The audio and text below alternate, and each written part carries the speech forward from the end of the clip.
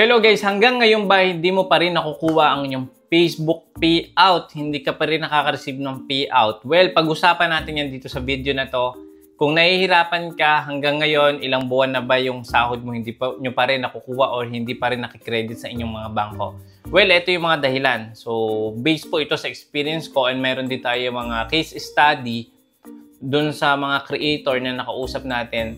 Why until now, hindi pa rin sila nakakasahod mula nung sila ino-monetize. And kung nakasahod man sila, yung mga susunod na payout is hindi na po nakikredit ni Facebook. Well, kung nakikita nyo itong picture dito sa ating screen, ayan. Eto guys, pinag-usapan na natin to nung nakaraang mga tutorial pa natin related dito sa unusual activities na nagawa natin sa ating account. Pwede po yung sa page, pwedeng sa personal. So, bakit nga ba nagkakaroon ng unusual activities? Kapag po yung ating account is may mga admins and then may mga unusual na nangyayari dun sa mga admins, affected din po yung mismong profile or yung pages natin. So, make it sure na huwag po tayo maglalagay ng mga admins na hindi naman talaga nagmamanage yung mismong specific na page or profile natin. Malaki po yung factor kung bakit nagkakaroon ng unusual activities. And once na nagkaroon ng unusual activities, yung ating payout setting, hindi po natin makukuha yung sahod. So, kailangan po muna nating i-verify yung ating profile or yung ating page. So, yun yung dahilan, kapag po hindi tayo nakapag-provide ng documents, napipending siya ng matagal. At once na napending ng matagal yung sahod natin, dito na po siya pwedeng ma-forfeit or ma-waive yung sahod natin. Kahit po naka-reflect pa dyan yung sahod nyo sa inyong payout, nare-remove na po ni Facebook yung ating payout account number. So, hindi na siya visible. So, papakita ko sa inyo, meron akong dalawang account na papakita sa inyo na ilang months na yung kanilang sahod is hindi pa nakikredit ni Facebook. So, may mga dahilan pa rin dyan. Pwede pong nagkaroon ng violation or nagkaroon ng flag content. Meron din akong papakita sa inyo, Ito po ay galing mismo sa conversation ng isang creator at ng customer support. Kung ano nga ba yung dahilan kung bakit until now hindi pa rin nakakasahod. So sabi dito ni Facebook, if you don't provide documentation that verifies your identity or if your identity is unable to verify from documents you provide.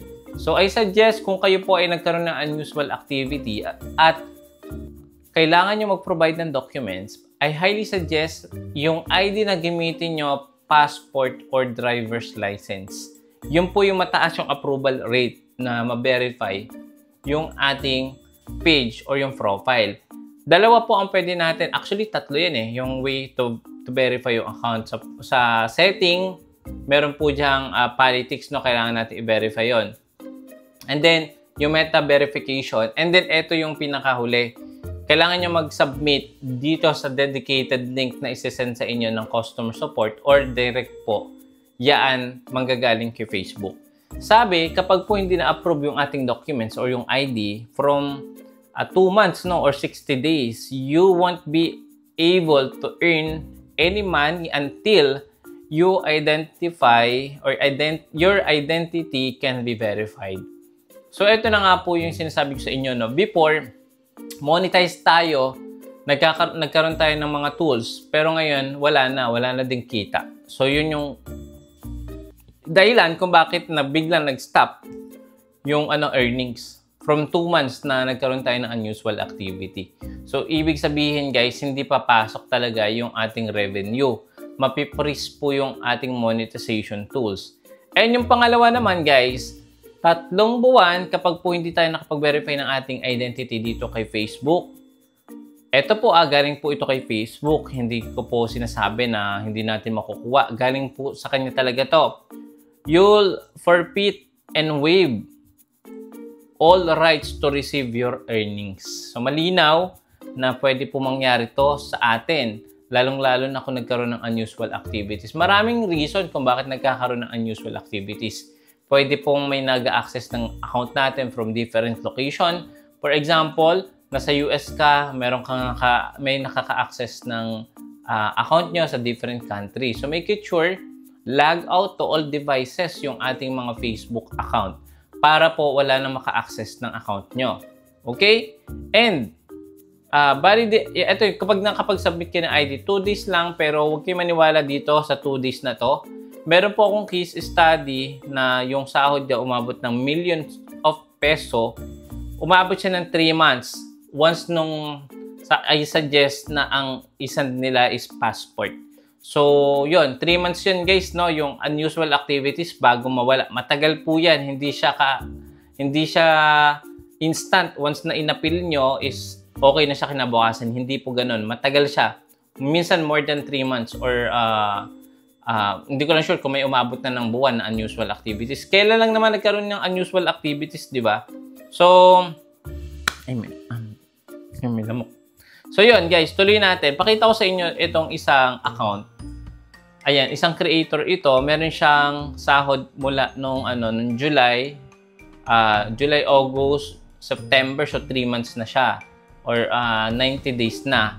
Mapapansin nyo, guys, dito sa may overview, then sa may transaction, hindi na visible yung payout account niya. Which is, eto papakita ko sa inyo yung sa akin. Ayan. Punta ako sa profile, professional mode, then papakita ko sa inyo yung payout dito.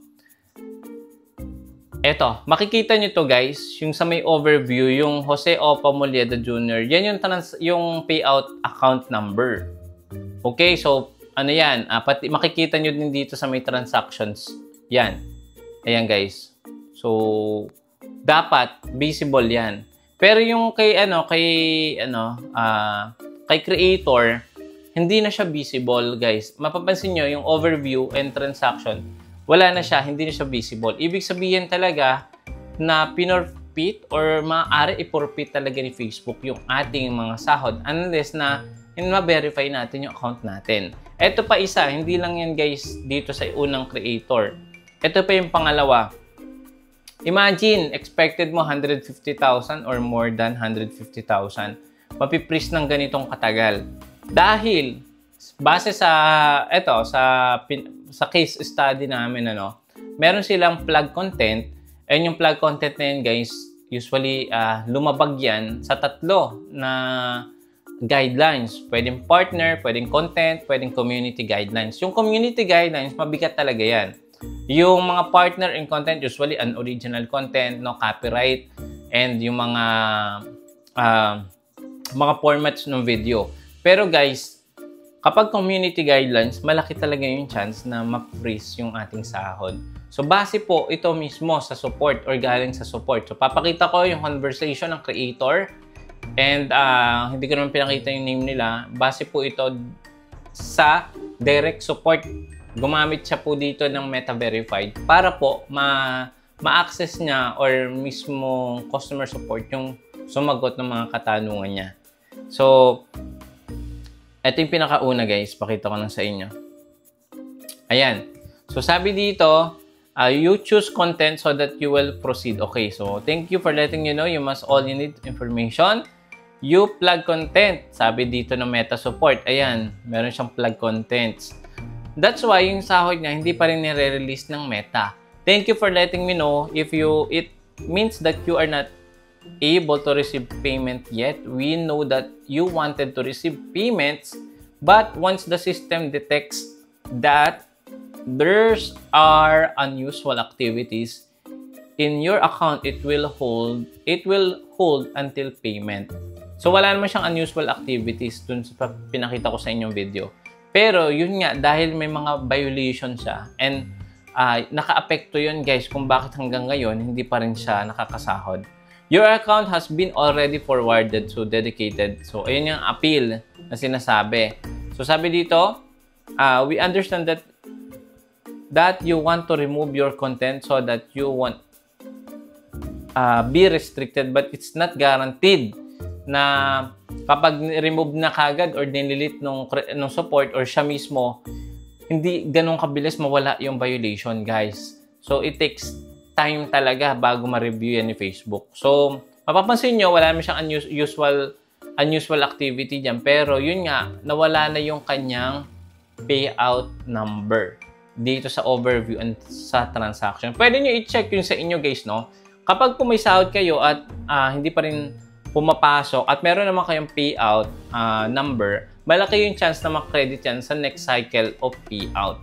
For example, mali yung bangko or hindi tumatanggap yung bangko ng USD account or walang history of transaction within 6 months, mataas yung chance po na mag-failed po yung remittance or yung approval ng bangko. So, ganun po yun, Kapag po ang ating mga bangko na nilink, either may bago na ako nakita na bangko, naka-credit, pero base sa support sa kikipag-usap ko sa support, dapat po yung bank natin na ililink is meron siyang 6 months na history of transaction para makita ni Facebook or ni Meta na active yung account o bank account na nilink natin.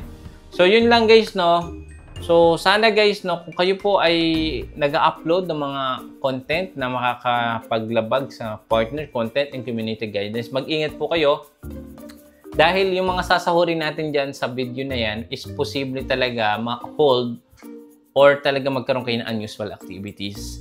Yun lang guys, medyo mabay video natin. So, sana guys, etong reminder na to is nakatulong kung lalo na kung bago at magsisimula ka pa lang. Make original content, engaging, informative, inspirational, motivational. Mag-focus po kayo sa mga ganyan or entertaining content para po, di ba, organic yung reach natin at hindi po tayo magkaroon ng unoriginal content or violation. Once na nagkaroon tayo ng unusual payout, posible matagalan, di ba? Hanggat di natin na-verify yung ating account or yung page or hanggang hindi na-remove yung violation ng ating account. So, yun lang guys. Thank you so much. Don't forget to subscribe. Click the bell icon. Kapag po may mga next video tayo katulad nito, manonotify po kayo kagad. See you again sa next video. Bye-bye!